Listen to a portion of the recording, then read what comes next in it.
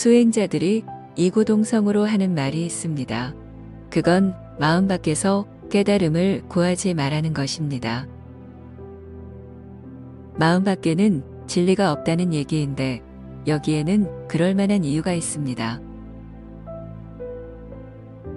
산업혁명 이후 과학의 급속한 발달은 인류의 문명을 수직으로 상승시켰고 그만큼 지식도 풍부해졌습니다. 하지만 오늘날 우리가 알고 있는 지식은 미미합니다. 과학자들의 말을 빌리면 우주의 1% 정도에 해당하는 정보를 겨우 알아냈다고 하니까요. 오늘날 인류의 지식이 이 정도라면 과거에는 어땠을까요? 상황이 이러니 마음 밖에서 진리를 찾는 것은 일찌감치 포기하는 편이 맞을 수도 있습니다. 아마 과학이 수억 년은 더 진보해 우주의 절반 이상을 밝혀낼 쯤에야 마음 밖에서 깨달음을 구해도 된다는 말이 나올지 모르겠나요? 아무튼 인류가 지닌 지식의 한계에 의해 깨달음은 마음 안에서 찾는 쪽으로 정해졌습니다.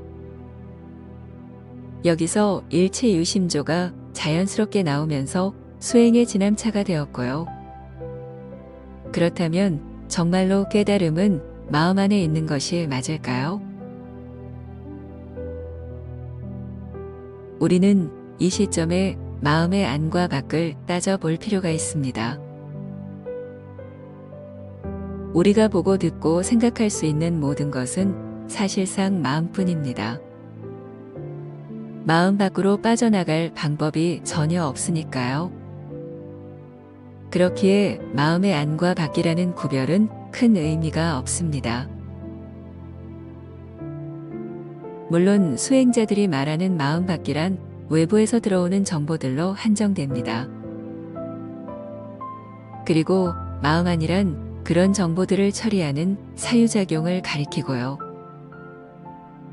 그렇더라도 외계의 정보와 그것을 처리하는 사유작용에 어떤 뚜렷한 경계가 있는 것도 아닙니다.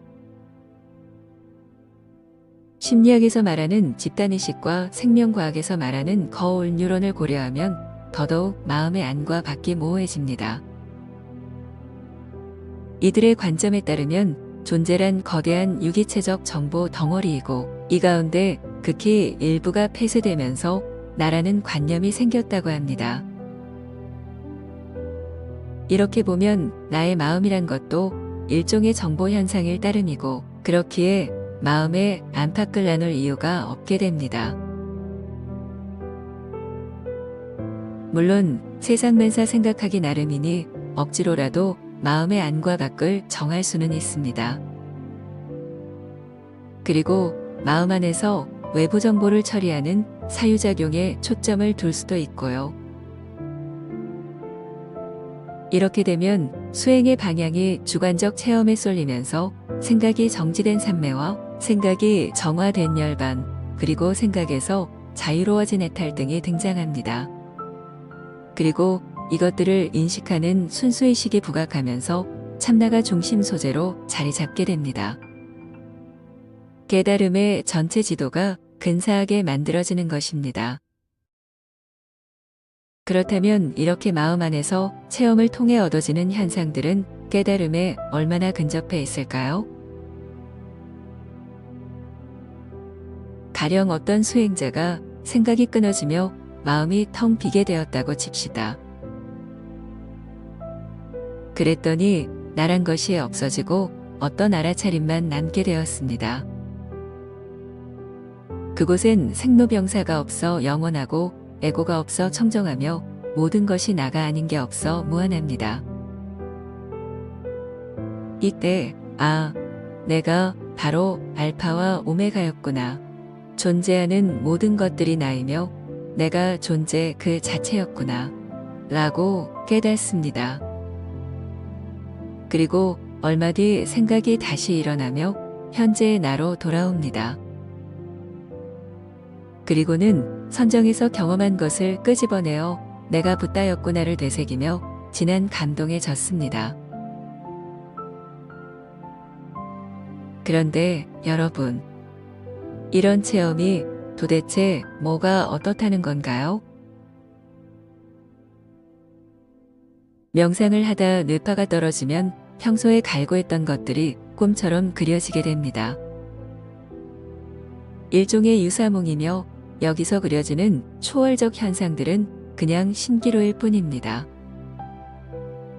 그래서 이런 체험을 백날 해봐야 진리에 대한 자각은 일어나지 않습니다.